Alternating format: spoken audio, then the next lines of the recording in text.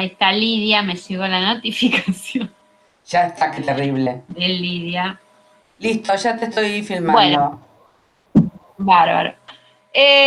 Bueno, el tema de hoy tiene que ver con, digamos, una tendencia que comienza pasada la segunda mitad del siglo XIX. O sea, hay algunos fenómenos que son más tempranos, pero en general vamos a estar situándonos en la década del 80, desde la 1880 en adelante. Aunque bueno, sobre todo Moreau tiene obras que son un poquito precedentes, pero como es un fenómeno que por ahí que es muy decimonónico, muy del siglo XIX, pero también muere con el siglo XIX, aunque alguna huella, alguna marca deja para lo que son las vanguardias y el siglo XX, pero si no lo vemos en esta materia no lo van a ver en ningún lado, que bueno, este fenómeno que tiene que ver con el simbolismo. En realidad, ahí tienen en rojo dos términos, decadentismo y simbolismo. ¿Cómo dialogan estos dos términos? El primero, o sea, el que primero se manifiesta, del que primero se empieza a hablar, es de esta tendencia, uy, ¿qué pasó? Decadentista, ¿no es cierto? O sea, hay una percepción de que en la época se vive como una decadencia de la vida moderna, de la sociedad. O sea, hay bastante un descreimiento de lo que son los grandes relatos del progresismo, del iluminismo. Y hay un grupo digamos, de artistas, de escritores, de personajes que empiezan a hacer un culto de esa decadencia, regodeándose en aspectos morbosos o en parecer malditos o en asociarse con aquello que está maldito.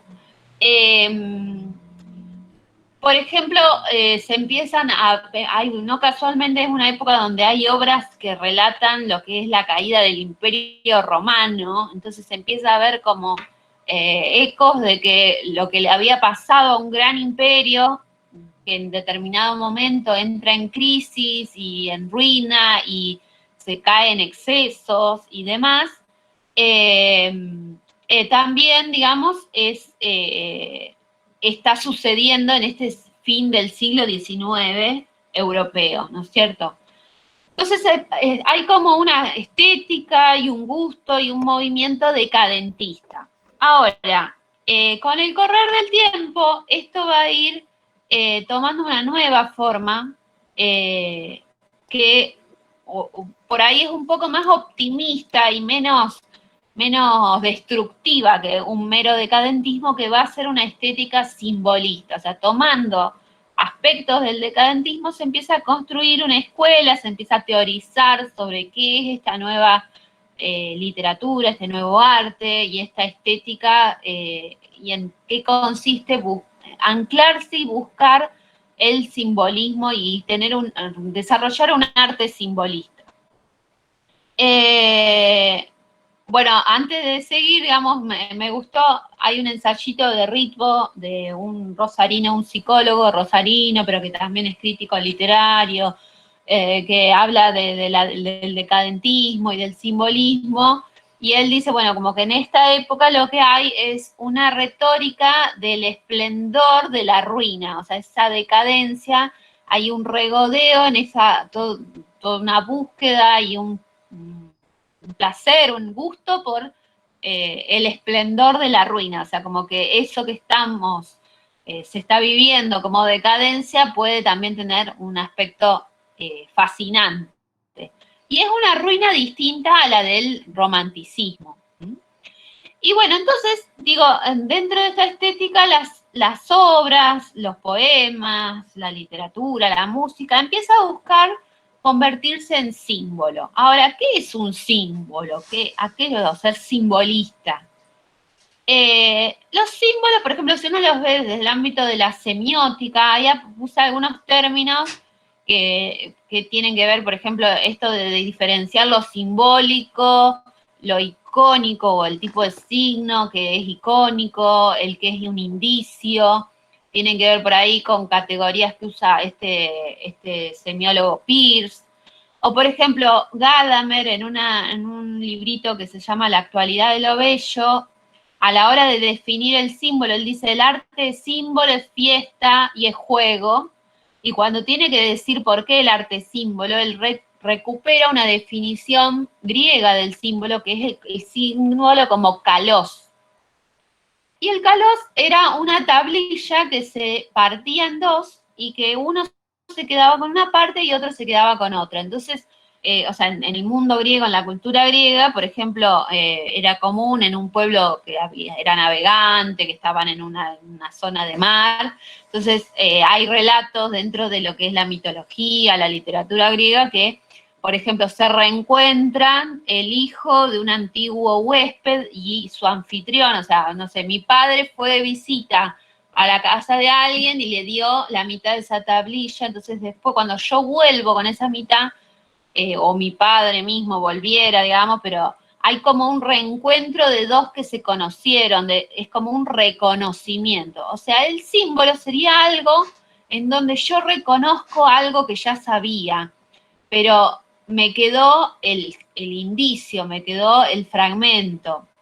Después ahí también dice una definición de signo que dice que establece una relación de identidad con el símbolo, establece una relación de identidad con una realidad generalmente abstracta, a la que evoca o representa.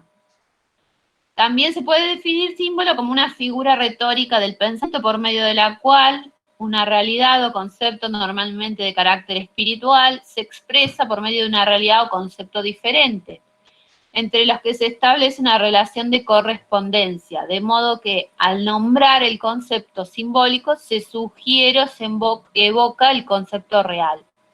O sea, básicamente un símbolo está en lugar de otra cosa, está reemplazando algo y está reemplazando un significado. Pero fíjense que en esas definiciones que estaban ahí, estamos hablando de aludir, de evocar, de sugerir, y esto tiene mucho que ver con las búsquedas del simbolismo. Bueno, en el caso del simbolismo, al revés que pasaba, por ejemplo, con el romanticismo, que lo vimos aparecer más tempranamente en Alemania, en Inglaterra, y después tener una reverberación tardía en Francia, tardía pero muy fuerte para la pintura. En este caso es al revés, y también es al revés en la relación literatura-pintura, porque es un movimiento que tiene sus primeras manifestaciones en Francia y en el arte plástico, en la pintura sobre todo. Y desde ahí va a irradiar hacia diferentes regiones europeas y también a diferentes artes.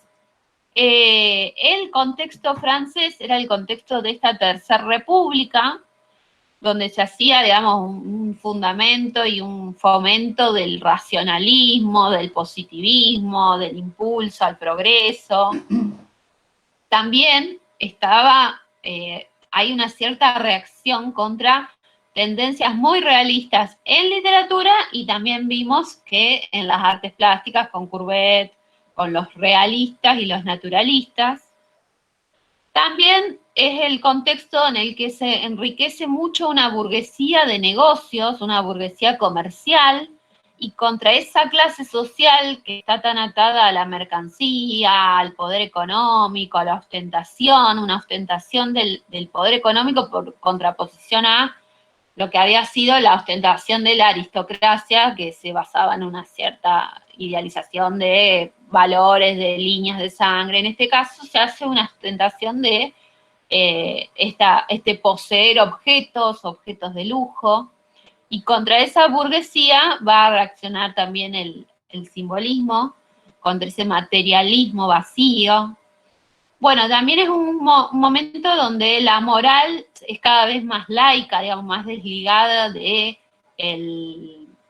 cristianismo, del dogma cristiano, y también digamos, aparecen diferentes formas de anticlericalismo. Bueno, también podemos relacionar con relación a otras artes como la música, el simbolismo, vincularlo a la influencia de grandes compositores. Bueno, Beethoven es como admirado, pero es previo, pero tanto Wagner como Mahler son propios de esta época. Wagner con esta noción de la búsqueda de una obra total, de una obra que conmueva, una obra bien expresiva, pero con tintes digamos, de marcha fúnebre, digamos, de dramatismo trágico, y Gustav Mahler también se lo vincula con eran del interés de los artistas simbolistas. A Wagner, por ejemplo, lo defendió en el ámbito parisino y francés. Baudelaire escribió unas reseñas, le escribió unas cartas, porque había sido atacado en Francia, no había sido bien recibido, pero estamos hablando de mediados del 1800. En cambio, ya pasando las décadas, bueno, esta corriente simbolista y decadentista va a buscar a estos músicos. Y en cuanto a filósofos, tenemos la presencia de filósofos que ya paradójicamente casi son antirracionalistas. O sea, si pensamos la filosofía, había nacido como búsqueda de la razón, búsqueda de explicaciones, de las causas últimas. En cambio, ahora están, por ejemplo, Bergson, Schopenhauer, del que se habla de una filosofía pesimista, o bueno, Nietzsche, con toda una destrucción del discurso filosófico y basándose en otros elementos que no sean la razón. Y ahora ahí dicen que alguien quiere entrar y no puede, por las dudas. Aviso, me pusieron en el chat. A veces hay que salir y entrar para poder ver. Bueno, en este ensayo de Ritvo, ese es el apellido de este escritor rosarino, porque Chiara, se le cortó a Chiara, eso puede ser un problema. Ahora cuando vuelva, porque ella tiene que dar el ok. Igual, bueno, Marisa está grabando. Les decía, Ritvo, en este ensayo sobre... Ahí volvió Chiara. O tal vez salió y entró para que le entre la...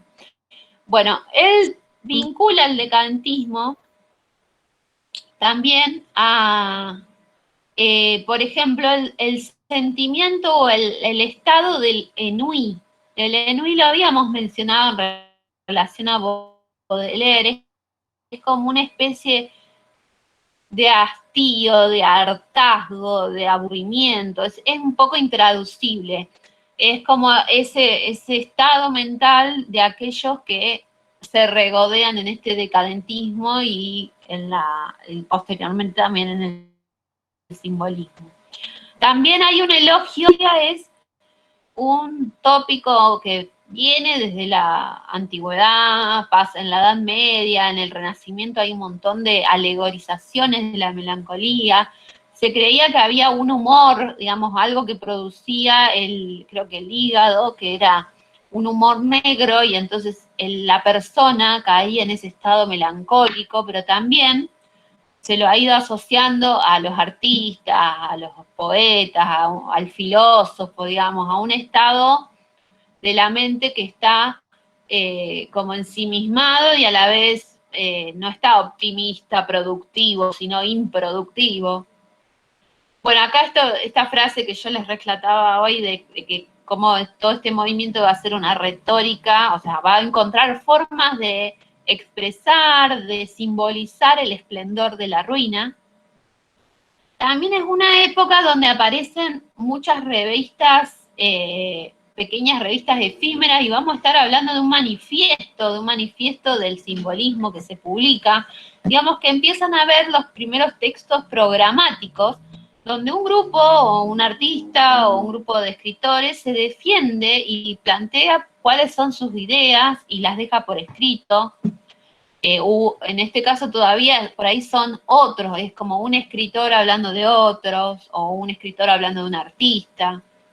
También en esta época se publica, en 1881, escribe y en el 83 lo publica Paul Bourget, una teoría de la decadencia, un tratado, pero donde esa decadencia es vista con buenos ojos, digamos. Es como que él dice, hay sujetos que no pueden adaptarse a la sociedad, y son de estos decadentes. Por ejemplo, un decadente es Baudelaire, u otros, así como que son en realidad grandes genios melancólicos que no caben en la estructura de la sociedad, y por eso él los rescata. Y el modelo para hablar de decadencia es el organismo, o sea, estamos teniendo una mirada orgánica de la sociedad, como diciendo, la sociedad nace, se desarrolla y estamos en un momento de decadencia, de muerte, de madurez, pero también de que lo que estaba bien ahora se está pudriendo, digamos, básicamente. Bueno, y el gran, digamos, la gran Biblia del simbolismo va a ser, y del decadentismo, va a ser una novela que escribe Joris Karl Huysmans, es un francés, bueno, de familia suiza, si no me equivoco, pero él es francés, básicamente, que escribe una novela que se llama Au revoir. Él es escritor, es crítico de arte, tiene escritos en periódicos, pero bueno, y tiene novelas y poemas. Esta novela, Au revoir, quiere decir como a contrapelo, a contramarcha. Es como cuando yo acaricio un gato a contrapelo. ¿Qué le pasa al gato? Se eriza, ¿no? Es como un poco referir a eso, de cuando no es todo como va la corriente, sino en contra. Él publica esta novela en el 84, 1884, y tenía un personaje principal que se llamaba Des Este personaje de César era como un dandy, digamos, era una especie de aristócrata, de ser, digamos, no era un obrero, sino que era todo lo contrario, que, bueno, en el medio de toda su obsesión por la literatura, por el arte, de su visión de que la vida y la sociedad es decadente, se aísla en un palacio y se rodea de lo más exquisito, que se rodea de obras de arte, de piedras preciosas, de objetos bellos. Y en esta novela hay largas páginas de descripciones, tanto de esos objetos que lo rodean, como a lo mejor de los textos que lee, y de cómo vuelve a las fuentes, a textos clásicos, a otros, pero siempre como que los convierte en decadentes. Fíjense, ahí abajo hay una pequeña cita, dice, para deleite de su espíritu y para regalo de su vista, ansiaba algunas obras sugestivas que le lanzaran a un mundo desconocido, que le perturbaran el sistema nervioso con histerias eruditas, pesadillas complicadas, visiones lascivas y atroces. Es un poco como que estas figuras reemplazan la realidad por el arte, encuentran en lo estético, en las obras, en la literatura, en la música, en todo lo bello encuentran lo que la realidad no les brindaba. Entonces, con esa excusa se pueden marginar de la sociedad.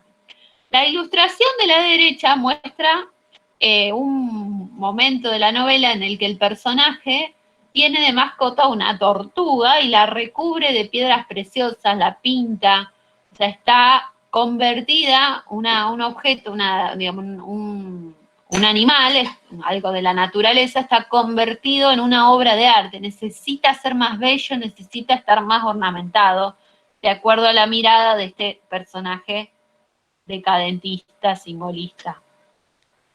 Bueno, y decimos que es como la Biblia del simbolismo porque varias generaciones de escritores, de artistas, de pintores, se van a fascinar con la obra de Huysmans. Inicios del arte conceptual. A ver, desarrollame, Carlos, ¿por qué ves el arte conceptual en esto? Pero bueno, no sé si diría arte conceptual. Sí, No, tienen aspectos. aspectos. Pero la imagen de la tortuga con toda esa joya me remitió algo a lo conceptual, ¿no? Digamos. Ya sé que está lejos O de la. decís como como una performance en la que la Claro, acción sería convertida a esa tortuga en obra de arte. claro, de lo que vimos hasta ahora es lo más cerca a lo que se viene después relacionado con eso, me parece. Lo que pasa es que esto es, digamos, no es desmaterializar, al contrario. Digo, hay una fascinación por todo lo material, lo estéticamente bello, la decoración. Entonces, pero sí, hay cada vez más, digamos, una concepción de la obra, digamos, es lo que importa.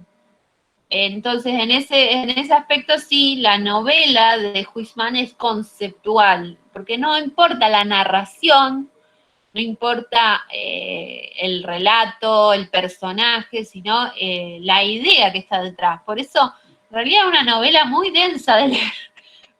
Se vuelve insoportable, pero porque no pasa nada, no avanza. El tipo está encerrado y te va contando todas sus fascinaciones y sus amores y con qué se regodea, y entonces en un capítulo te cuenta lo que lee, en otro capítulo te cuenta los objetos que se compra, pero por eso es, digamos, conceptual, porque no hay una historia, una acción, como si fuera una obra de teatro pasado novela. Bueno, entonces les decía que se vuelve la Biblia del simbolismo porque muchas generaciones van a hacer como un culto, una fascinación a Huisman, pero el término simbolismo lo va a usar por primera vez Jean Moraz, que encima se parece a Moreau, al pintor, pero no, es Jean Moraz, es un escritor, que en una nota le piden en el periódico Le Figaro que explique qué era esto que estaba pasando, sobre todo en la literatura, pero que también se veía en otras artes, pero le piden que explique qué es el simbolismo. Y ahí entonces usa esa palabra en el 86. Menciona como referentes tanto a Baudelaire como a otro escritor que era Théophile Gautier, que también había publicado novelas, poemas, críticas. Novelas no se puede, poemas y críticas de arte sí. Bueno, ¿y qué escritores se van a identificar con el simbolismo? Por ejemplo, Arthur Rimbaud, Paul Verlaine y Stéphane Mallarmé. También Lautréamont, Laforgue son escritores que se los vincula al simbolismo. Fíjense el título del libro, Iluminaciones, o sea, está refiriendo a como que el poeta está viviendo algo que le permite ver más allá, iluminarse, ver una realidad más profunda. O, bueno, Verlaine escribe sobre una compilación que eran los poetas malditos. Después también Rimbaud tiene este escrito que se llama Una temporada en el infierno, o sea, fíjense este regodeo en lo maldito, en lo infernal. Y Stéphane Mallarmé, una de sus obras principales es un libro que se llama Un golpe de dados no abolirá jamás el azar, tiene ese nombre peculiar, que ya es tardío, es del 97, pero que también es una obra que tiene un carácter conceptual, digamos. En ese aspecto sí empieza el simbolismo a desmaterializarse cada vez en el sentido de que no se cuenta nada, la poesía acá nace el verso libre, el verso que sugiere, el verso que no tiene las reglas que tenía antes. Y en este libro, además, Mallarmé lo que hace es un juego con la tipografía al modo como casi de caligramas, o sea que, de nuevo, lo visual de la página no es inerte, no es parte del concepto de un poeta. Y ahí también se ve, digamos, todos estos escritores, por eso yo les decía que también está invertida la influencia, digamos, no solo Francia empieza el orden, digamos, de Francia se irradia hacia Europa, sino que también en estos casos los escritores miran a los pintores, en vez de como había sido antes que los pintores tomaban temas de la literatura, digamos. Ahora la influencia es, lo visual fascinó a muchos escritores y tomaron de ahí sus ideas. Esta obra de Fontaine-Latour es un retrato de grupo como él solía hacer, en el cual muestra como, en este caso, no, él hizo un homenaje a Delacroix, por ejemplo, donde están pintores y escritores relacionados con el romanticismo. En este caso, él pintó a los simbolistas. Entonces, a la izquierda está Verlaine, Rimbaud, que era sumamente joven. Ustedes saben que él escribió hasta los 17 años las obras y después se fue a África y dejó de escribir y se convirtió en traficante de armas y de marfil, creo también. O sea que es un poeta muy precoz, Rimbaud, y muy revolucionario. Bueno, y después otras de las figuras, digo, de estos dandies y estos bohemios que conformaron la cofradía simbolista. Bueno, y acá tomando algunas ideas de un ensayo sobre la pintura de Norbert Wolf, dice, bueno, que el simbolismo en el arte plástico, ya situándonos en la pintura y en la escultura, se va a caracterizar porque la representación va a seguir siendo realista. O sea, en ese aspecto por ahí, algunos casos empiezan a romper con la formalidad de la pintura, la forma de expresarse, la forma de trabajar en el plano, de usar el color. Pero la mayoría, y sobre todo los primeros simbolistas, mantienen una representación muy realista y a veces casi de pintura academicista. Pero cambian las escenas. Se trabaja muchas escenas imaginarias, se busca repercutir con un contenido psicológico, se regodean en el esoterismo y el erotismo.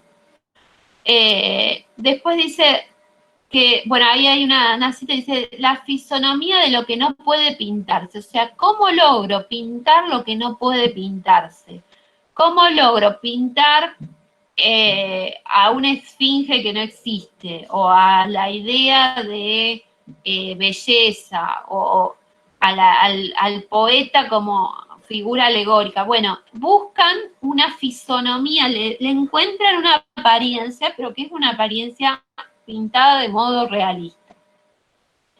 Pero eso que vemos siempre quiere aludir a la idea, que está escondida, según los simbolistas, detrás de los fenómenos que nos rodean. O sea, la forma artística sería el medio para revelar la metafísica y el efecto emocional de la idea. Ellos tienen como objetivo representar ideas, representar verdades, representar aspectos trascendentes. Pero como todo eso no tiene apariencia, no tiene forma, lo tengo que alegorizar, lo tengo que representar con un símbolo, lo tengo que aludir con un símbolo. El símbolo es ese vestido de la idea. Pero si pensamos, por ejemplo, en la contemporaneidad de un Cézanne que dice soy realista, pinto lo que, de un Manet, digo soy realista, pinto lo que veo, o Solá diciendo que es positivista, bueno, todo esto es una reacción, una postura totalmente opuesta. Yo te estoy mostrando algo, pero esto no es lo que en realidad te quiero decir. Yo estoy mirando a lo real, pero estoy viendo más allá, estoy viendo en profundidad. Esa es la búsqueda del simbolismo. Bueno, en el simbolismo, el arte y lo estético se volvió como una especie de sustituto de la religión. Por eso muchos cayeron en especies de sectas, como eran el Salón de los Rosacruces, o en búsquedas filosóficas, teológicas, como era, por ejemplo, la teosofía. Son todas, también es una época donde surgen muchas de estas comunidades y agrupaciones místicas que tienen sus rituales, medios secretos, pero sobre todo tienen mucha simbología, tienen muchos símbolos, elementos visuales que dicen por alusión, por simbolismo. En lo cual todo se puede ver como una nostalgia de la religiosidad, pero porque se está cuestionando a la religiosidad tradicional, digamos, no son formas dogmáticas de religión. por eso el arte es como el refugio. Acá vemos de Delville un retrato de uno de estos personajes que formaban la sociedad Rosacruz. Bueno, y acá les pongo, es como una síntesis de, digamos, de que podamos pensar la relación entre las palabras y las imágenes, entre lo que puedo pensar y lo que puedo ver. O sea, como que la búsqueda de estos simbolistas se mueve entre estos opuestos o polos, porque buscan hacer ver, pero cuando vemos, muchas veces no podemos hablar, no tenemos las palabras. Entonces, la búsqueda es no decir, no narrar, sino evocar, sugerir. Bueno, ahí tenemos una cita de Simónides de Ceos que decía que la pintura es poesía muda. O sea, la pintura es meramente visual. Y la poesía es pintura parlante. Decían esto un poco... Ahí bueno. Es como un locus clásico de decir, bueno, ¿cuál es la diferencia entre la pintura y la poesía? Pero fíjense cómo lo traduce Gustave Moreau, el pintor. La pintura es un silencio apasionado, o sea, no estar hablando, pero está sugiriendo mucho con su silencio. Bueno, y justamente ahora entonces vamos a ir viendo a los artistas por país. ¿Por qué? Porque también es un movimiento que tiene por ahí repercusiones en zonas donde antes no había gran movimiento artístico. En el caso de Francia no, en el caso de Francia estamos situándonos en los inicios del simbolismo. Fíjense, por ejemplo, de Moreau esta obra es del 54, o sea, es bien temprana. Él, si bien todavía no rompía, digamos, tenía una estética bastante academicista, digamos, en cuanto a la pintura, una pintura bien con claroscuro, con perspectiva. Sin embargo, empieza ya a tomar temas como es la piedad, un Cristo, pero a trastocarlos, a darle digamos, un componente no de lo, digamos, no canónico en las interpretaciones de esos temas. Y sobre todo, el gran pilar para los simbolistas van a ser los mitos. O sea, utilizando la mitología es donde encuentran que pueden hacer todas estas alusiones y estas sugerencias que ellos buscan. En este caso, Edipo y la Esfinge. O sea, tomando un mito clásico, también una obra temprana del 64, pero al poner, digamos, por ejemplo, esta esfinge se dice que es casi como un gato, digamos, su tamaño, la situación, no está ennobleciendo, no está dando cuenta de una alegoría y una narración del mito, sino que está usando el mito como algo siniestro, algo extraño. Y empiezan a aparecer cada vez más elementos que no podemos explicar. Por ejemplo, este ser saliendo, no sabemos si es el padre de Edipo, pero, digamos, empiezan a hacer obras que cada vez tienen más preguntas a su alrededor que respuestas, digamos. Son más sugerencias que narraciones o respuestas. Digamos. Nos dejan con muchas dudas respecto de qué se quiso decir y por qué están los elementos. Por ahí, ahora no tanto, pero van a ir viendo que, o sea, no tienen una sola explicación. Esta otra, por ejemplo, es también uno de los mitos que se van a repetir en el simbolismo, que es el de Orfeo. Porque Orfeo se convierte en un símbolo justamente del poeta que era, o sea, Orfeo era casi como Dios, digamos, un ser mítico, hijo de dioses, así, y era músico también, porque usaba una lira, pero porque también en esa época el mundo clásico, digamos, no estaban separadas las artes.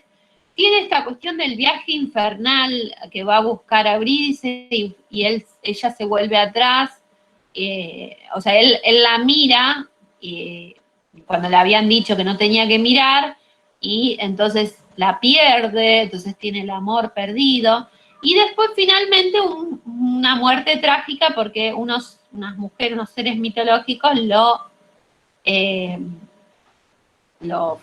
¿cómo se dice? Lo mutilan, y termina la cabeza de Orfeo y su lira en el mar, en el fondo del mar, y a su vez el mito se lo convierte en constelación. Entonces tiene como un montón de elementos de resonancia que lo convierten en el símbolo del artista por excelencia, digamos, del poeta, artista, músico.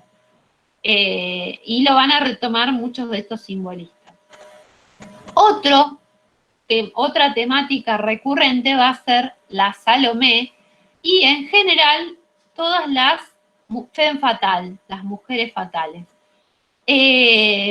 Las mujeres fatales como también un nuevo símbolo, pero para aludir a un montón de cosas, digamos, al erotismo, a la pérdida del sujeto cuando cae en las redes de una mujer, digamos, tiene un aspecto muy machista para nuestra mentalidad de hoy, pero que en el siglo XIX tuvo así como un momento de auge y también una cierta como reivindicación, porque es una mujer poderosa también la mujer fatal. Desde nuestra perspectiva de hoy de género, bueno, da para condenarla, pero desde la perspectiva del siglo XIX es una mujer poderosa. Y esta Salomé, que digamos por culpa de ella, decapitan a San Juan el Bautista, aparece en Moró muchas veces y en muchos artistas. Y también había sido tema de novelas, de varias obras literarias, y por eso se puso de moda. Pero digo, en esta me interesa ver cómo, fíjense la exploración ahí de la textura, de la línea sobre un fondo que se separa la mancha de la representación. O sea, digo, también una búsqueda de lo pictórico también. En un Moro, con el correr de los años, empieza a aparecer eso. Bueno, acá otra Salomé. Se habla del Salomé tatuada porque tiene estas filigranas. Además, en general aparece un tema, pero nunca se respeta, porque en el fondo hay como unos seres así medio, en la otra había como un Buda, o sea, no son muy dogmáticas, digo, por eso son temas, pero no es porque el tema bíblico se esté tomando para ilustrarlo, sino para evocar y para sugerir. Yo no sé si ustedes lo llegan a ver con buena calidad, yo lo dejo un ratito así porque se va definiendo, pero bueno, ustedes después pueden ver el PDF también, que no lo subí, pero lo voy a subir. Otra versión, acá estamos en los 70, de esta Salomé. Bueno, y después, una obra un poquito más tardía, fíjense digamos, la exacerbación de decoración, este Júpiter, también un personaje mitológico, de Moro también, como una especie de horroris vacui, ¿no? De todos los saturados, los llenos que están estas obras de detalle. Bueno, otra vez el poeta como ser mítico, y también acá, por ahí ya no tan recargado de elementos, pero sí la mancha, preparándose. Bueno, y acá les puse una imagen de lo que es el Museo Moró en París, para que vean el tamaño de las obras, digamos, el aspecto, digamos, de recepción que pudieron haber tenido, que no son obras pequeñas, son obras imponentes con esto, pero tampoco monumentales, digamos. Bueno, otro gran referente del simbolismo francés va a ser Odilon Redon, y que también son artistas que se vuelven así como modelos. Redon tiene toda una obra primero en blanco y negro, donde están estos seres muy extraños. Vamos a ir pasando rápido porque hay muchas imágenes, pero son claramente, ¿qué calificativo le pondrían ustedes a estas figuras que estamos viendo? Ay, me recuerda al español y no me acuerdo el nombre. A Goya. Bueno, Goya, es verdad, tienen como esa cosa de grabado así de los caprichos. ¿Qué más? Parecen Digo, antecesores lo del primero, surrealismo. ahí está Lidia. Sí, o sea, eso, uno los ve y lo primero que piensa es en la unión de dos realidades que logran los simbolistas, digamos. La cabeza o el bosco también como antecedente, digo, el hombre y la araña unidos en una sola cosa. Esa es la operatoria que va a tener el surrealismo, pero en Redón ya está de una forma así muy sugerente, muy extraña. Y en un determinado momento él empieza a trabajar con colores, o sea, tiene como dos etapas, una temprana en blanco y negro y otra donde el color explota, además, digamos, llama mucho la atención por el contraste. También con escenas así, digamos, son obras que no tienen una sola lectura. Uno dice, bueno, la celda de oro, pero ¿qué significa celda? Es como que no. Después, por ejemplo, en este caso, ese azul utilizado de este modo es totalmente inédito. Este azul saturado que nunca estaría en un rostro, o sea, alejado de cualquier tipo de representación. Después, fíjense que con Redón ya es un caso de que nos adentramos incluso en el siglo XX. Yo los pongo como para que vean cuál fue la evolución, pero no porque, digamos, sea ni lo más típico del simbolismo, bueno, sino que por ahí los que lograron ciertas rupturas formales avanzaron en el siglo con estas propuestas donde el color está liberado y las temáticas siguen teniendo alguna cuestión mística, pero son siempre desde la sugerencia, desde la alegorización. Bueno, el dorado y el azul son colores muy caros a los rosacruces. O, por ejemplo, esta última, que es muy conocida también, que, bueno, también, así como Goya tiene ese Sí, gigante, bueno, acá tenemos sí. también al cíclope. Aparte, Bueno, y en además, Francia también tenemos. la obra es de 1914, el inicio de la Primera Guerra Mundial. O sea, estaba en ese contexto, estaba producida el Cíclope. Eh, Está interesante. Dale, sí. No, digo después, otro francés, Puvis de Chavannes, también, que en su primera etapa eh, tiene, por ejemplo, estas escenas así, donde todavía hay digamos, hay una representación, pero de uno, si busca la narración detrás, de nuevo, no hay una explicación, hay por ahí una alusión ahí a la Sagrada Familia, pero no están claras las lecturas porque no había la intención de que haya una sola. O por ejemplo esta otra también, no se sabe si incluso si no parece la misma mujer en tres poses, o si se está alegorizando lo activo, lo meditativo, lo contemplativo, o sea, como tres estados del ser. Pero bueno, el caso de Puy de Chavannes, por ahí el interés que tiene es que llevó todo esto a los murales, a la decoración de espacios. Entonces, estas escenas así alegóricas, que por ahí en su caso sostienen mucho del dibujo tradicional, de la pintura tradicional, pero aplanado. Sobre todo lo que se produce en él es que los colores se empiezan a aplicar de modo más plano y él lo lleva a estas decoraciones de espacios, como una biblioteca, y es novedoso, digamos, que se hagan estas ornamentaciones con un estilo un poco más moderno, todavía no súper moderno, pero sí, para la época, Puvis de Chavannes fue visto como un pintor moderno. Por ejemplo, los argentinos lo tuvieron así como referente a Puvis de Chavannes en un montón de aspectos. Por más que hoy para nosotros todavía es como un poco hasta conservador en algunos elementos. Bueno, estas son también alegorías de la esperanza. Bueno, y también en Francia todavía tenemos el movimiento de los nabis.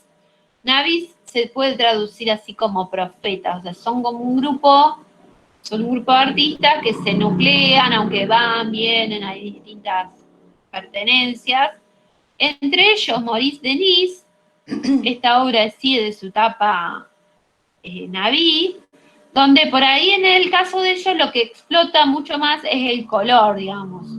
Está lo temático en estas situaciones así por ejemplo, esta procesión, pero como con personajes estáticos, o estos seres en el bosque que se dice que serían las ninfas, pero están vestidos, no se define del todo, o sea, no se ve lo mitológico del todo, pero se aludía a ese mundo de las mujeres en el bosque, tenía que ver con las ninfas.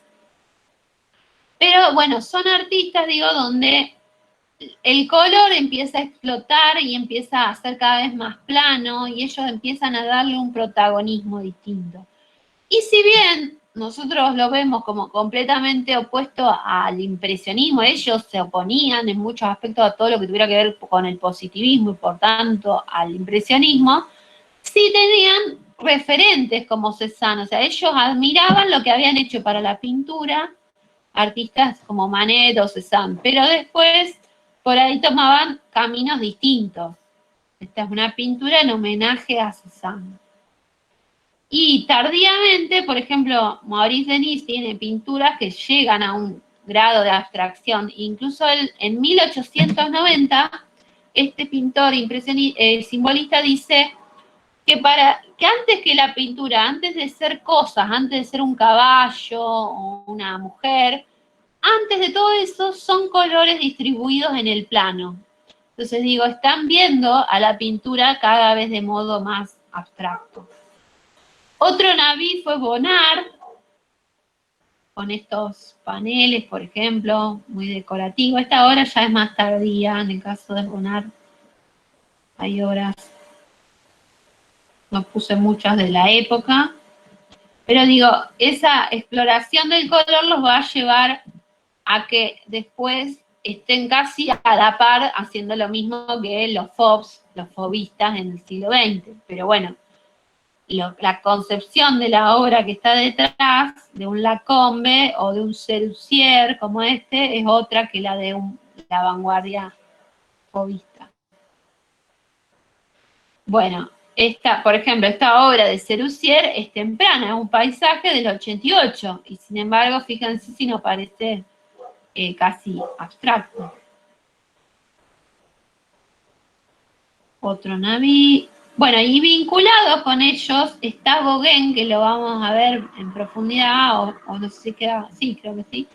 Pero digo que los navís admiraban sobre todo esta obra temprana de Gauguin, en la que también el color está trabajado de forma plana.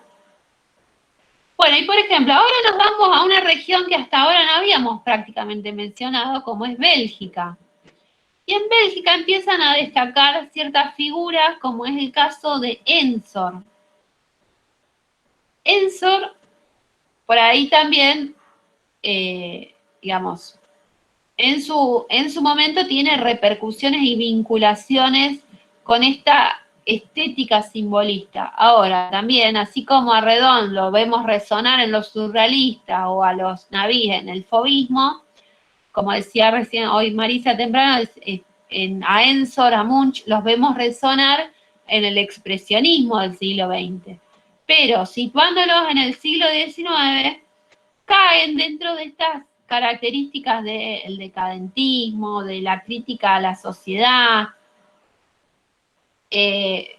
Ensor siempre mostrando a los personajes como si fueran mascaradas, disfraces, seres que no son sinceros, que no se muestran como son, sino que tienen por delante de su rostro una máscara. En su caso, por ahí, en vez de recurrir al mito, está como la mitología, pero popular, digo, el carnaval, es esta cuestión, digamos, del símbolo en el ámbito de lo popular, de los personajes alegóricos en el ámbito de lo popular. Y tiene esta gran obra que es la entrada de Cristo en Bruselas, donde en realidad parece ser que él se identifica con el Cristo que está ahí en un trono, y toda una procesión que no es que lo están adulando a Cristo, porque en realidad lo están por condenar, digamos, así que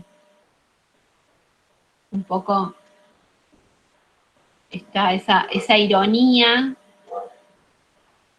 Bueno, en Bélgica, esto que estamos diciendo de la importancia que tuvo, se ve también en un grupo, o sea, ellos formaron un grupo que se llamaron Les 20, los 20, Les Ventistes, como dice ahí Artis, y que se iban vinculando, relacionando, invitaban a otros, o sea, invitaron a Gauguin, pusieron obras de Redon, o sea, que no solo era un grupo de artistas belgas, sino que tendieron lazos con estos simbolistas de otras partes de Europa. También, en este caso, sí, bien específicamente simbolista, está también este artista Knopf, que esta obra, por ejemplo, la hizo basándose en un verso de un poema de Cristina Rossetti, que era hermana de Dante Gabriel Rossetti, digamos, de los prerrafaelitas, del grupo de los prerrafaelitas. En su caso, también, o sea, porque los conoció, digamos, y los prerrafaelitas también tenían un componente que ya anticipaba el decadentismo, y en sus obras tardías, por ejemplo, Rossetti tiene toda esta cuestión de la femme fatale, y son obras que estaban alegorizando y simbolizando al modo en que lo van a hacer estos pintores, con una técnica muy realista. De nuevo acá tenemos este ser mitológico parecido a la esfinge de Moreau, pero en el caso de Knopf es como una mujer leopardo muy extraña. O, por ejemplo, estas mujeres que se cruzan, intercambian miradas, no hay una acción concreta. U otras obras también de Knopf, lo que es esta mirada ahí vacía, o esta que se llama Silencio. Bueno, otra más. Bueno, y en Bélgica rescato también a un escultor que está incluido en esa listita de escultores del siglo XIX, porque bueno, es cuando empezamos a ver, ya entrada la segunda mitad del siglo XIX, que por fin pasa algo en la escultura. Como que se rompe la forma, o sea, por ejemplo, estos cuerpos empiezan a elongar, empiezan a ser más expresivos. Este escultor belga se llama Georges Mine. Y fíjense que también no es casual que sean, digamos, es innovador también el tema de los desnudos masculinos, desnudos jóvenes, y si bien no deja de ser realista, hay todo digamos, un contenido emocional, un contenido de enigma también. Estas son esculturas de Georges Mine. Otro belga también del simbolismo es Félicien Rops, que habíamos visto una ilustración que él le hizo a Baudelaire para la portada de Les Épars, un libro de poemas, pero que también tiene mucho que ver con la estética de las flores del mal. Bueno, y Félicien Rops fue así como un ilustrador muy prolífico, que se regodeó, digamos, esta cosa erótica, malévola. Bueno, acá tenemos un sátiro ahí con su falo en primer plano, casi hasta sádico, ¿no? Toda la estética. Esta era la que les decía que les había mostrado. de Felicien Roth, donde cada cosa es un símbolo, porque tiene elementos para alegorizar, para simbolizar diferentes cosas. Y a su vez, digo, toda la presentación dentro de esta estética de lo decadente, la muerte, la ruina.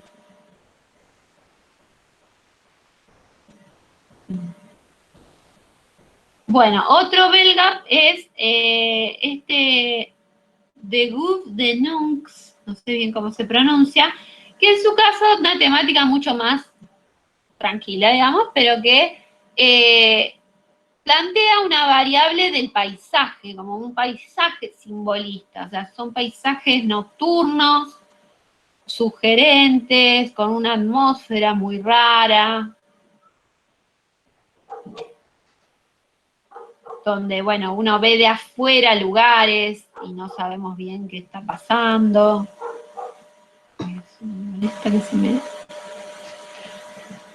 Y finalmente el último belga es Jean Delville. De nuevo acá sí tenemos el tema alegórico de Orfeo, Orfeo muerto. Fíjense que se funde el mar con las constelaciones, las estrellas, o sea, están... y esa paleta de azules que no es para nada realista, digamos. Lo que sigue habiendo sí son representaciones de los cuerpos, del volumen, pero sobre todo el color se desdibuja y muchas veces el espacio se aplana. Parsifal, o esta otra obra también, dentro de lo que es la femme fatale, el erotismo. Bueno, y acá nos vamos entonces a otra reverberación simbolista en Alemania en este caso. Algunos de estos artistas son alemanes propiamente, otros son de la región, digamos, porque bueno, Alemania estaba dentro de esto que siempre mencionamos, de su fragmentación. Bueno, en el caso de Böcklin, es uno de los que se denominaban romanos alemanes, porque se trasladaron a Italia de nuevo, así al modo de los nazarenos, buscando como una verdad en el arte, pero que ya no los llevaba a mirar a los clásicos, sino más bien a vivir ese entorno de Italia y del arte y la historia, pero la estética de los romanos alemanes es bien... por ejemplo, en este caso está eso que tiene la mujer ahí, es una diosa que tocaba el arpa y entonces compite con el ruido de las olas, digamos, está esa alegorización de esa competencia entre la diosa y el mar. O, por ejemplo, tiene varias representaciones de la isla de los muertos. Tiene varias versiones de esta misma, que el que se la encargó quería una pintura para soñar, o sea, una pintura que hiciera soñar, que hiciera, permitiera soñar, tener una ensoñación. Son versiones bastante parecidas, con diferentes tipos de iluminación.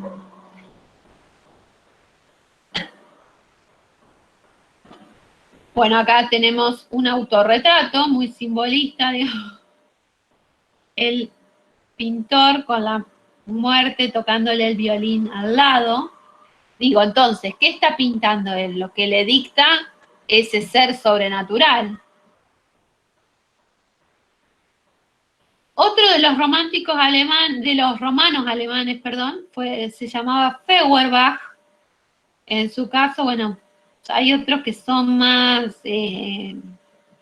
digamos, con un desarrollo pictórico más tradicional, más clásico. Por ahí Böcklin es el más rupturista en ese aspecto, más romántico incluso, las búsquedas. En cambio estos, Beaumarchais, Feuerbach, en eso sí se ve por ahí una búsqueda más de la pintura tradicional.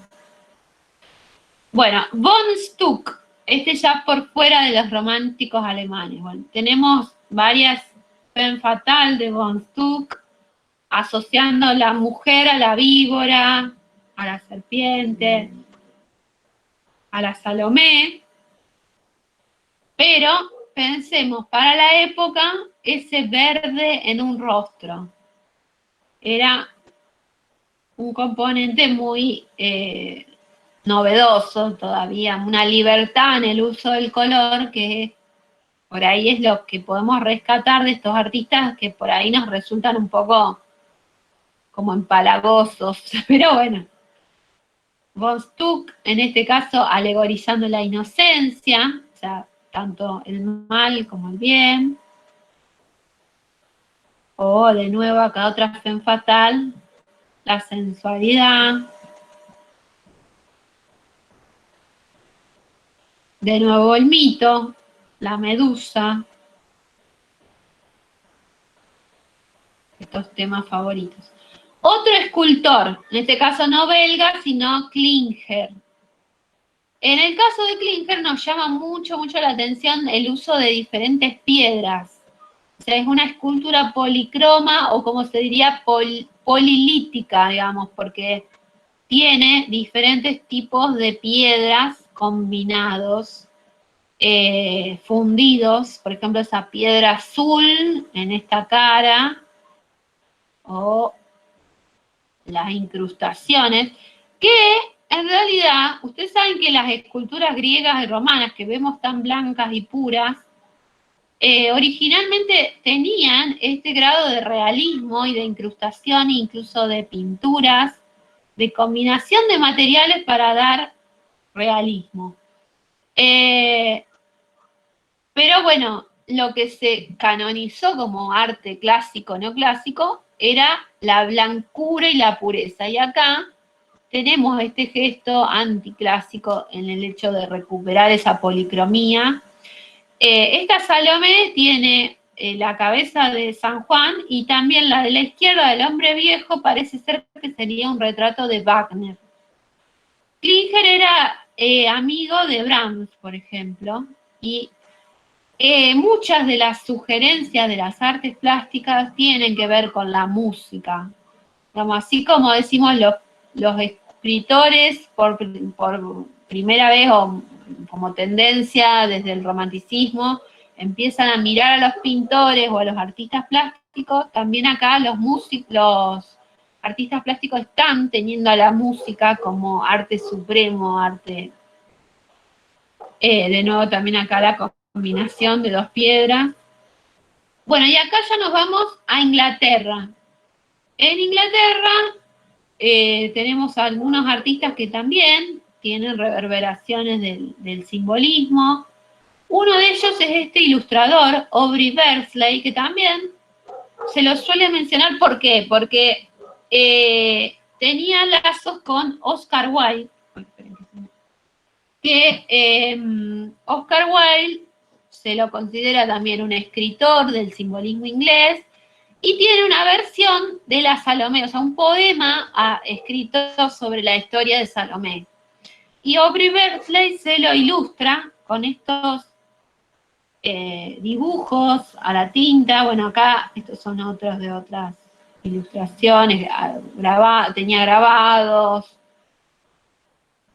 pero estas sí son de la Salomé, que juegan de un modo tal con el blanco, el negro, la figura, el fondo, que nos vuelve a recordar lo que vimos del arte japonés y del japonismo y la influencia del arte japonés en Europa, que también obviamente fascinó a muchos de estos simbolistas. Otro inglés es Leighton. Acá volvemos sí a una pintura realista, pero con intenciones de mostrar estados del alma, de mostrar a esta mujer para sugerir algo más, con una gran carga de erotismo. O esta otra de Leighton, que también, digamos, es diferente tanto a la Olimpia de Manet como a la Venus de Cabanel, digamos. Están en un punto distinto, en un una arista distinta de este triángulo de cosas que estaban pasando simultáneamente. Esta, por ejemplo, muy parecida a... Esta ya es Watts, otro simbolista inglés. Me hace acordar a Blake, que bueno, que seguramente él conoció, digamos, la contraposición de la mujer y el demonio en el caso de Blake. Este Minotauro también, el tema de lo mitológico, es de Watts. O de nuevo, la esperanza, pero con la figura de la lira, que le queda solo una cuerda, se han cortado. El poeta, músico, artista. Otro inglés que de nuevo nos lleva al prerrafaelismo es Edward Burne-Jones, que estuvo en esa segunda camada de artistas como fue William Morris, Burne-Jones, Maddox Brown, pero en su caso, digamos que la tendencia que continúa sosteniendo en su pintura es el simbolismo.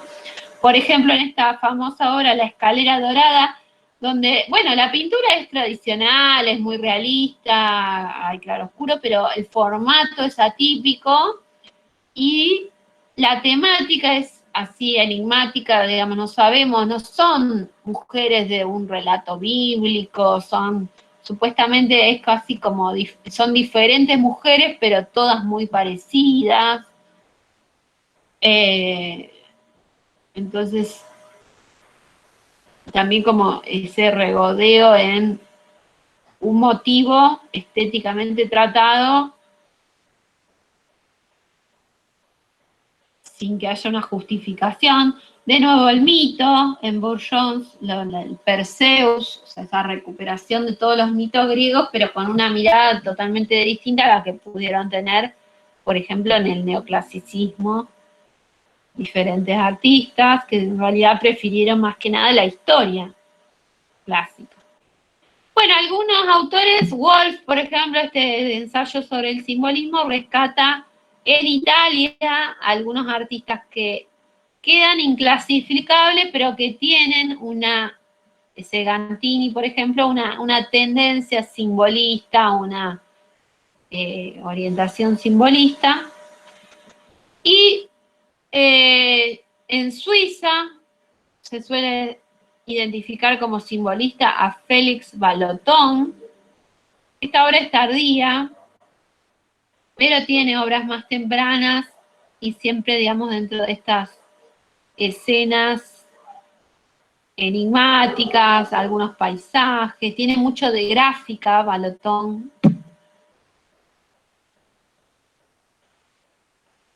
Este también.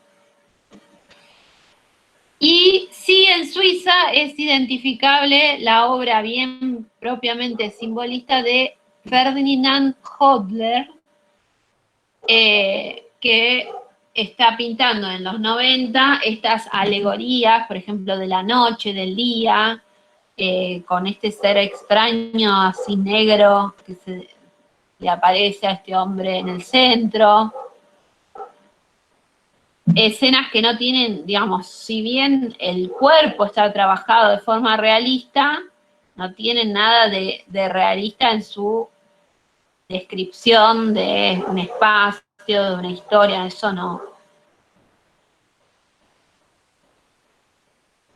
Esta simetría así bien simbólica, y además que son todos artistas que o participaban de una hermandad Rosacruz, o leían a los filósofos de la teosofía, de diferentes ramas místicas que pulularon durante todo el siglo XIX. Bueno, y finalmente, en la zona de Escandinavia, Edvard Munch, famoso por su obra El Grito, en realidad también tiene muchas obras en las cuales su percepción de la sociedad es una percepción de una sociedad en decadencia, una sociedad que provoca al sujeto angustia, alienación, extrañamiento, y es esta ciudad moderna, un poco el ámbito del artista simbolista, el artista decadentista, que se refugia porque, como decíamos antes, no encuentra en la realidad y en la sociedad lo que realmente le importa. Bueno, en el caso de Munch hay uno puede profundizar en una vida muy difícil, muy angustiante, y el periodo en el que produce estas obras lo llevan después también a una crisis nerviosa, a una internación. Pero en qué medida no es Munch, digamos, síntoma de una sociedad, y todo el simbolismo, uno de los adjetivos que se le suele poner es que es un síntoma, digamos, el síntoma de algo que está pasando. Y tiene todas escenas así muy trágicas. Bueno, y cerramos con una que supuestamente es un poquito más optimista, que es La danza de la vida. Bueno, preguntas hasta acá.